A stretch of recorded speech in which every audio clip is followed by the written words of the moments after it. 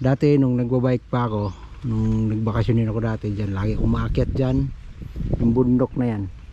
Pero yung bike tutulak paakyat, sasakyan pababa. Magandang hapon at mayong hapon sa atong mga amigog, mga amiga diya, sa atong mga kabiyaheros diya sa Canada, Saudi Arabia ug Pilipinas ug sa tibuok kalibutan. Mayong hapon ata karon sa Pilipinas. Nandito na ngayon sa Pilipinas. Nakabakasyon tayo ngayon. Bakasyon natin is almost 2 months.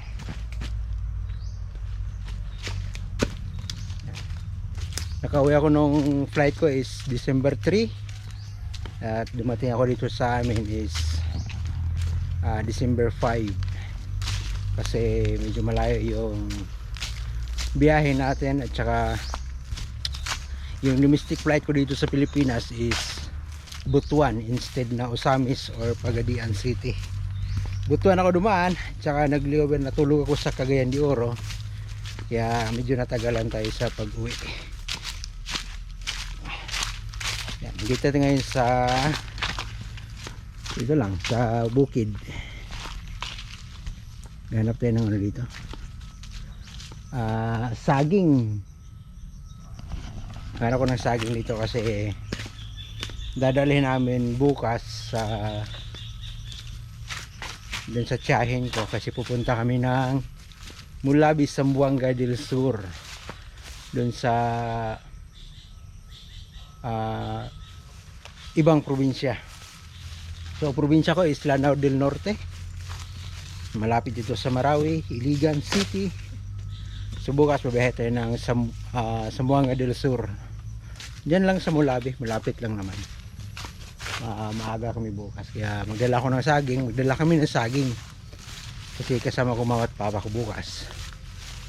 Kasama sila, kami tatlo. Bigay namin sa tiyahin. Ito yung bukirin namin dito. Hindi to sa amin. Ito to sa mama ko, sa mga kapatid niya. Nautusan lang ako dito kumuha ng saging. Wala akong mahanap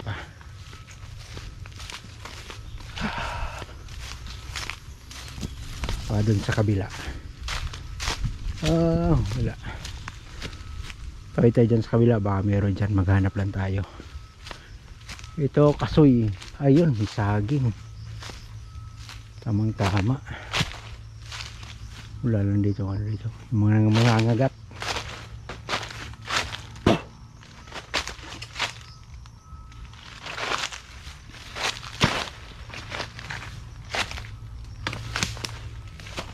Ayan, pwede na yan. Masarap na saging to. Ito yung saging na saba. Ayan, saging na saba yan.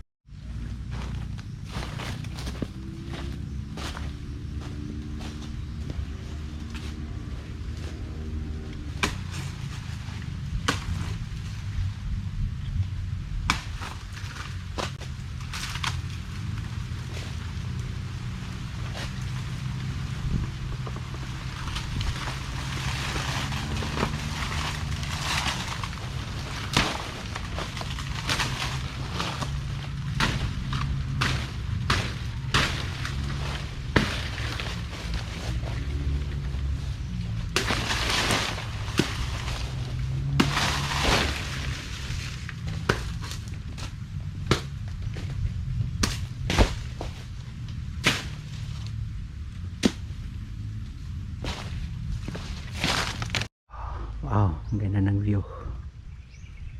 Napakatahimik. Yung bundok na yung mga kabiros, sinakita niyo yung maliit na yan. Maliit na kung titingnan sa malayo. Dati nung nagbabike pa ako, nung nagbakasyonin ako dati dyan, lagi umaakyat dyan yung bundok na yan. Pero yung bike tutulak paakyat, sasakyan pababa. So ganito yung view namin dito mga kabiros, nasa probinsya. Ganun lang, simpleng buhay lang. Tahimik.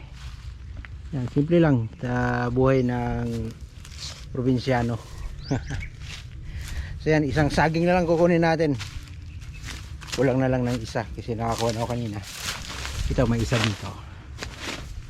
Ito yung saging na saba, maliit pero masarap. Saging na saba, so marami ito yung sa ano dito ng puso ng saging. So next day kukunin natin yan pang ulam. Masarap yan, gataan natin yan. Ginataang puso ng saging. Ganyan lang ulam natin dito sa probinsya. Simpleng ulam lang. Kasi pagbalik sa trabaho, ano naman tayo, balik sa ulam natin sa siyudad. Tulang natin to. Ito may nakita ko dito medyo malaki-laki yung buwig. Ito, pwede na to. Isa, dalawa, tatlo, apat. Apat na palwa ng saging. Tingnan natin kung pwede natin tong putulin. Medyo kulang pa. Hindi mo natin kukunin yan. Hanap pa tayo ng iba. Hindi mahanap pa naman dito. Dito pun tayo dito.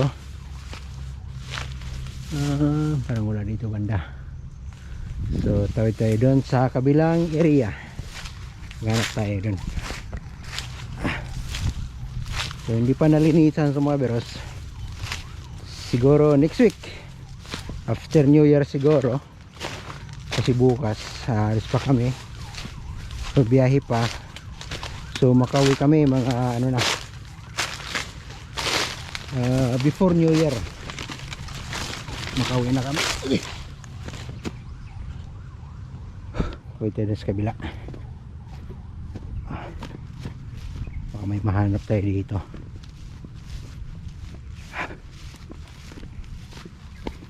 Para may ano naman tayo. May pasalubong tayo sa mga tiyahin natin.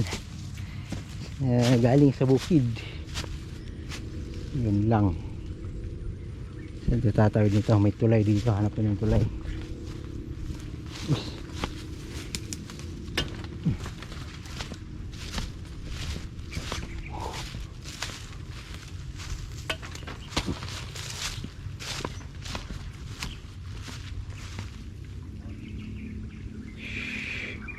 Yan, may tulay. Dito tayo dadaan. Sarap ng init. Op. Kaya pa.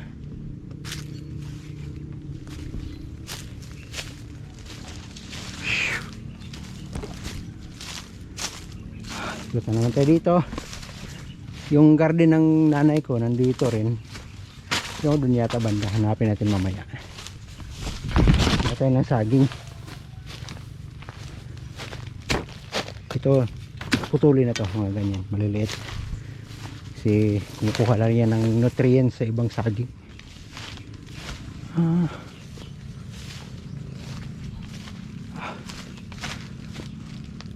Dito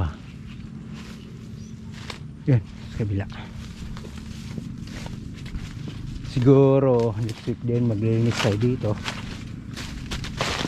Linisan natin para tataba yung mga saging. Ayun, may magandang saging oh. Kita ko na. Tamang tama. Yan, nakita rin tayo ng magandang saging. Yan. Yan ang pwede na nating putulin. Pwede na i-harvest. So, kita nyo mga kulay puti-puti na yan. Tingnan natin. Mga ibon yan. Yan ay white heron. Kung tama ako.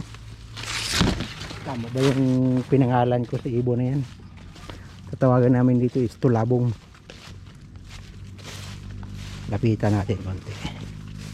Medyo madamo lang pa pero di pa nalinisan to. Kita mayroon pa oh. Next yan pwede na yan. Mayroon pa yan oh. Tingnan natin dito. Yan, siliparan yan.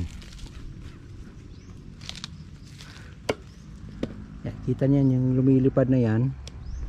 tulabong yan kung tatawagin namin dito.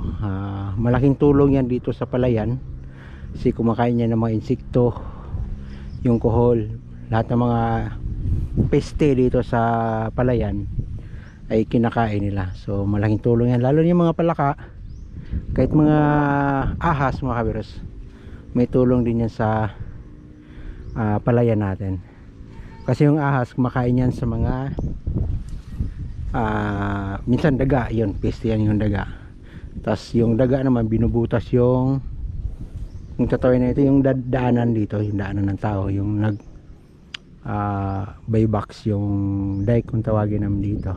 Basta yung daanan ng tao, yung pakwadrado na yan, yan bubutasan na yan ng mga daga, naging bahay ng daga.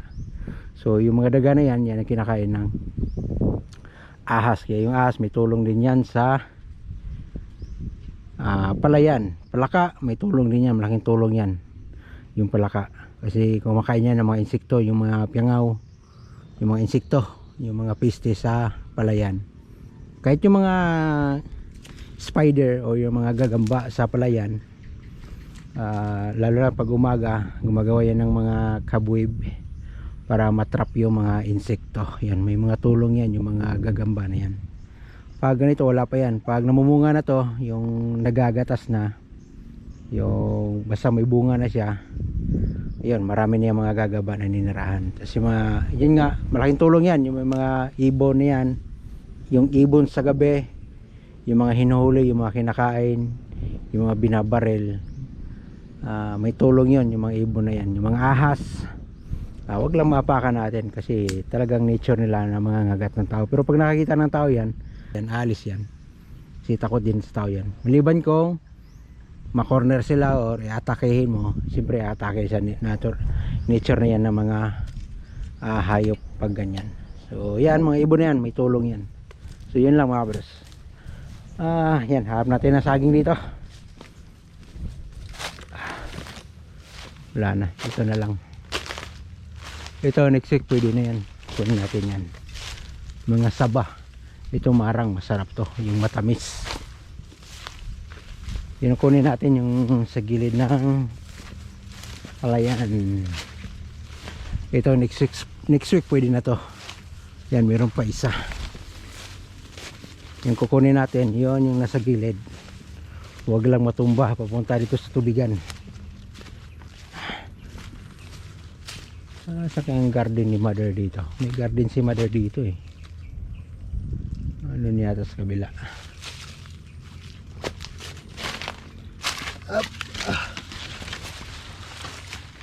So putulin natin to kasi wala nang silbi yan. Yan, mga ganyan.